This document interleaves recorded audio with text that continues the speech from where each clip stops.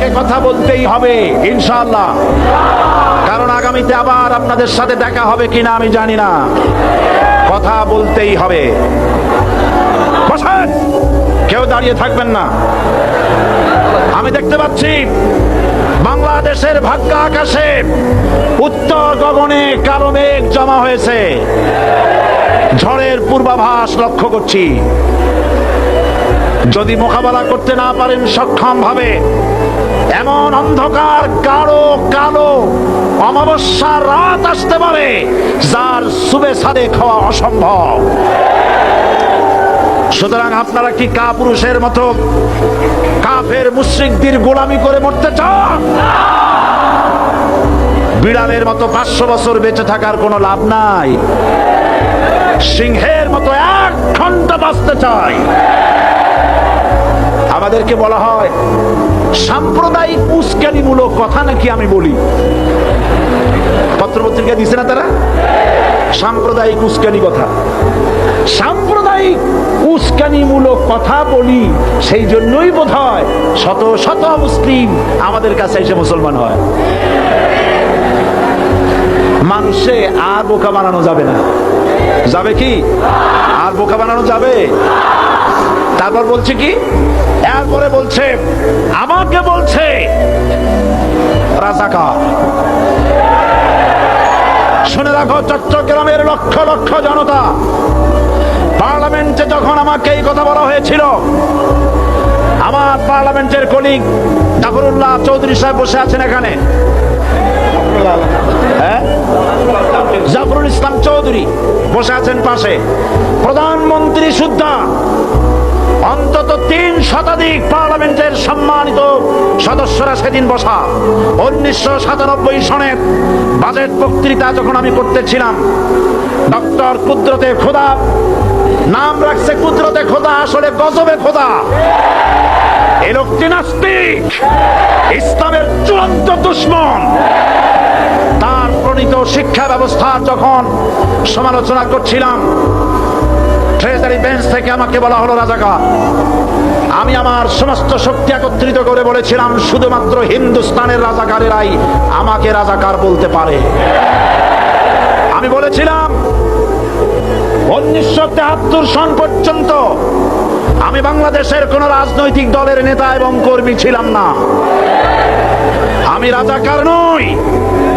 আমাকে রাজাকার বলে যদি তাকে প্রমাণ করতে না পারে 10 কোটি টাকার মানহানি মামলা দায়ের করব।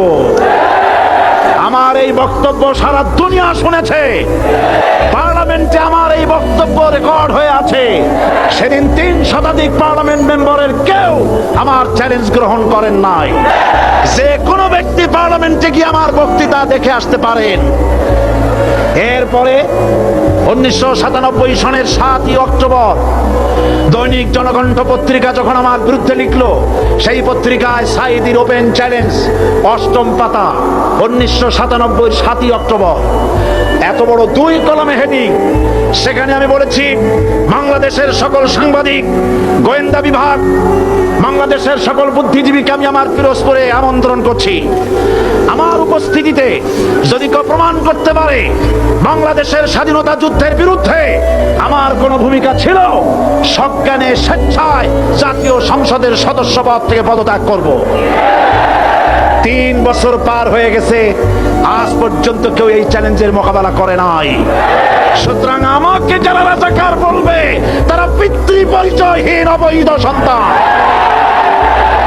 1971 সনের, শোনো মুসলমানেরা, 1971 সনের কোন গাদা সাইদির গায়ে লাগে নাই। আমাকে রাজাকার বলে জনগণ থেকে বিচ্ছিন্ন করবা, জনগণ থেকে আমারে বিচ্ছিন্ন করা যাবে না। কারণ এই জনগণ আমার জন্য আসে না, এই জনগণ আসে আল্লাহর কোরআনের জন্য।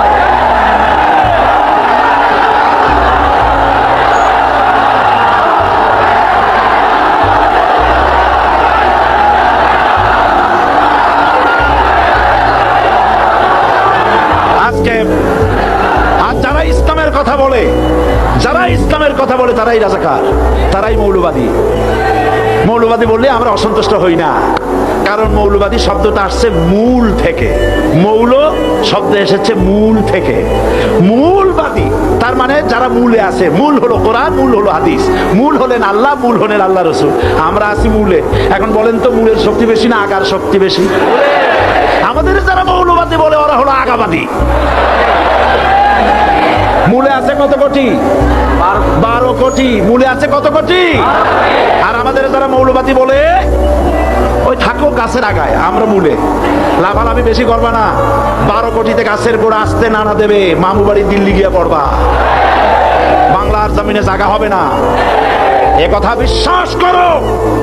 বাংলাদেশের মুসলমানদের শরীরে এক বিন্দু রক্ত থাকতে শয়তানের তৈরি করা ধর্মনিরপেক্ষ মতবাদ বাংলার জমিনে কায়েম হতে দেওয়া হবে না, হবে না।